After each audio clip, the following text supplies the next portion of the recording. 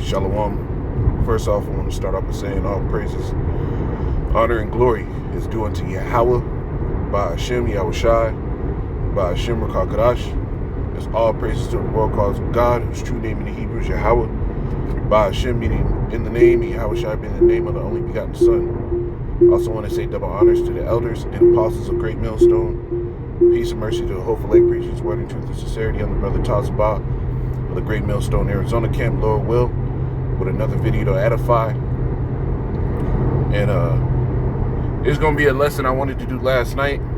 Unfortunately I didn't, so but we bright and early and trying to get it in. So this is just a disclaimer. I don't own the rights to this video. I don't make any money off of this video, and I wanted to play a snippet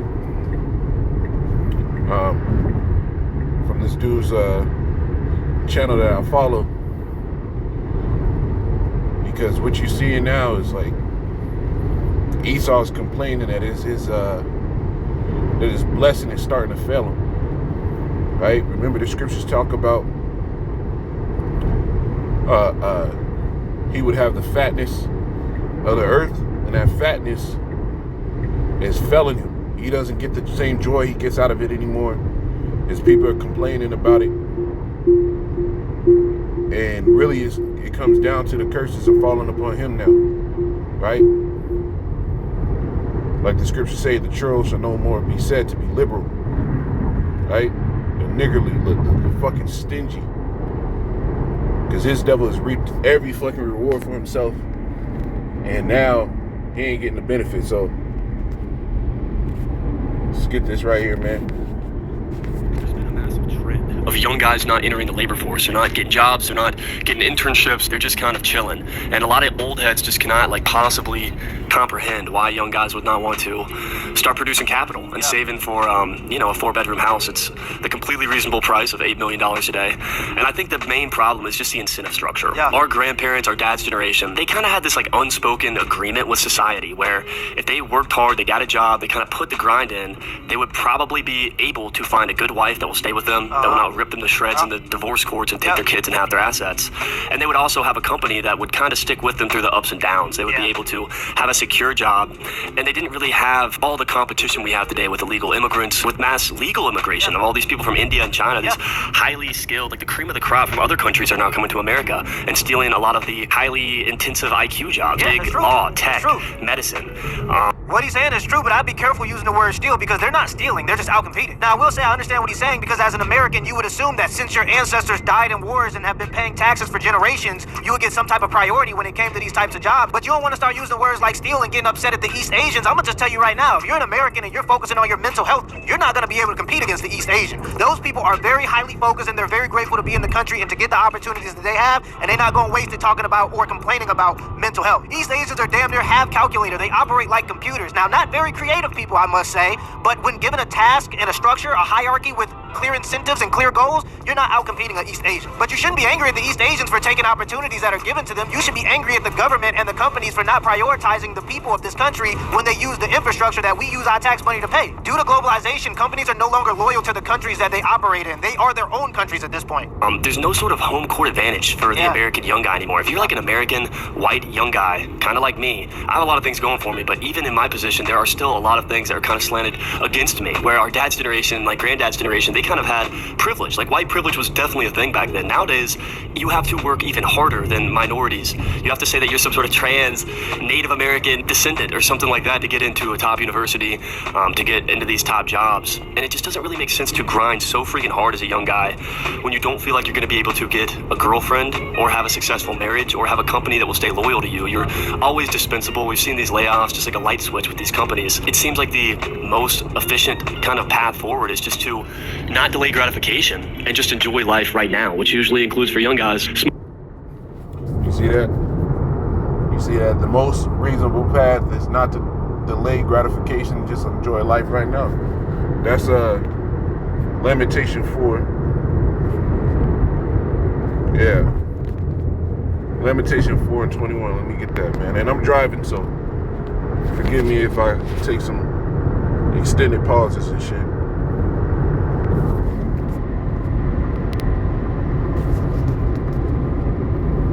Lamentation 4:21. It says, rejoice and be glad, O daughter of Edom, that dwellest in the land of Uz. Right? That's what was instructed to him. Rejoice and be glad, because now that cup, right? It says the cup also shall pass through unto thee, and that's what he said. That's what he was saying in that video. He talked about white privilege was definitely a thing, and he's lamenting because he doesn't get that same fucking privilege.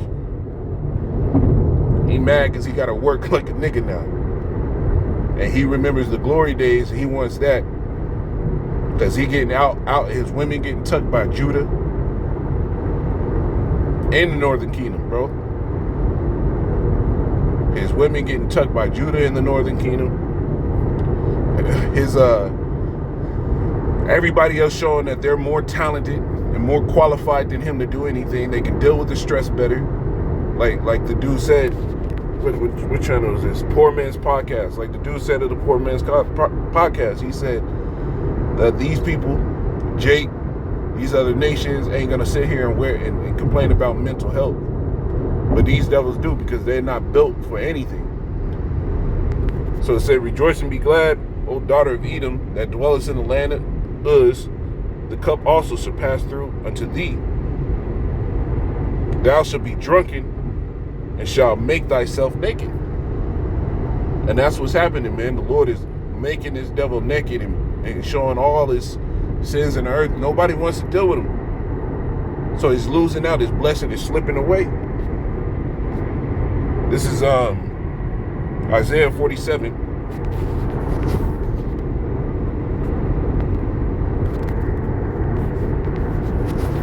And 1, it says, come down, sit in the dust, O virgin daughter of Babylon. Right? Sit in the dust, O virgin daughter of Babylon. It doesn't just go for the landmass of the people. It's going for the Edomite in general too, man. Sit in the dust, sit in that confused state. These devils are confused at how the fuck is their black, how the hell do they not have the white privilege that they used to have? That's why they so gun-ho on Trump, because under him they can see that they're gonna have that same pride that they once had. It says, sit on the ground, there is no throne, O daughter of the Chaldeans, for thou shalt no more be called tender and delicate. And that's what's happening. That delicate affair, that delicate lifestyle, right?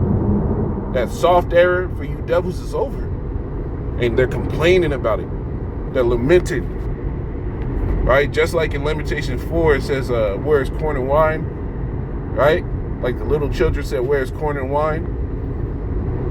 When the famine came, when they swooned in the streets as the wounded, these devils in their own form are swooning in the street as the wounded. Because they never saw a future where they had to sit here and work like a nigga. That's what he was complaining about. We got to work like niggas. Revelation 18.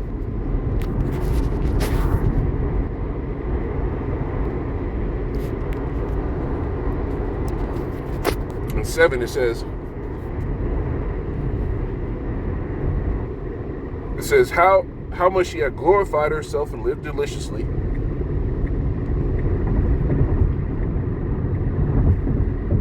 So like how much she had glorified herself and lived deliciously, so much torment and sorrow give her.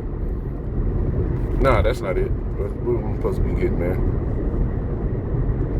Yeah, Revelation 18:7.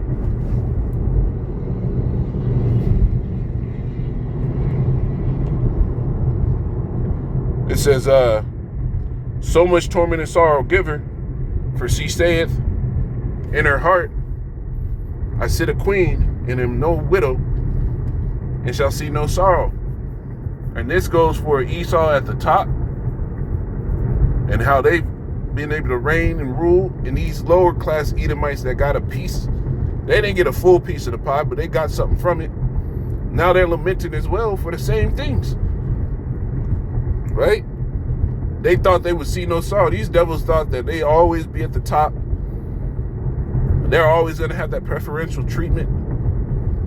But they didn't count that those same curses were going to come upon them. Right? This is Luke 10.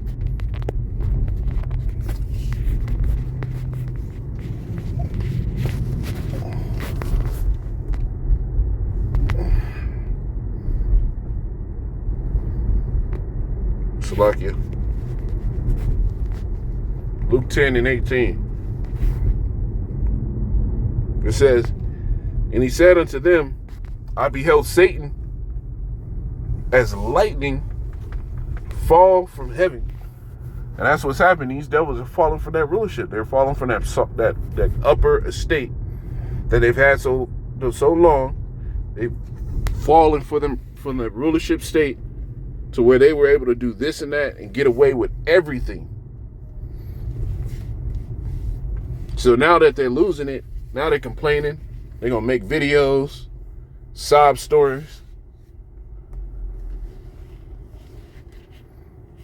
This is what's happening, man.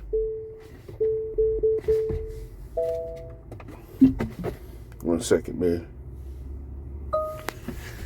And it says, yeah, that's good on that one. This devil's falling from that heavenly state, man. This Deuteronomy 30 and 7 is why he's falling from that state is because now them curses are starting to come upon him. Deuteronomy 30 and 7, it says, and Yahweh thy power will put all these curses upon thy enemies and on them that hate thee, which persecuted thee. And what's one of those curses? When you go to Deuteronomy, the 28th chapter, and this is the main one he's starting to experience now. Deuteronomy 28 and 43.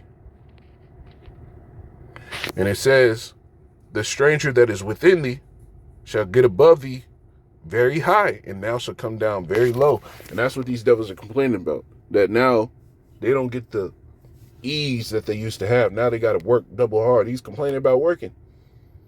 Now you got to outperform Jake, the heathen, because everybody has more skill than you. Your blessing, you Edomite's blessing was to take everything with the sword.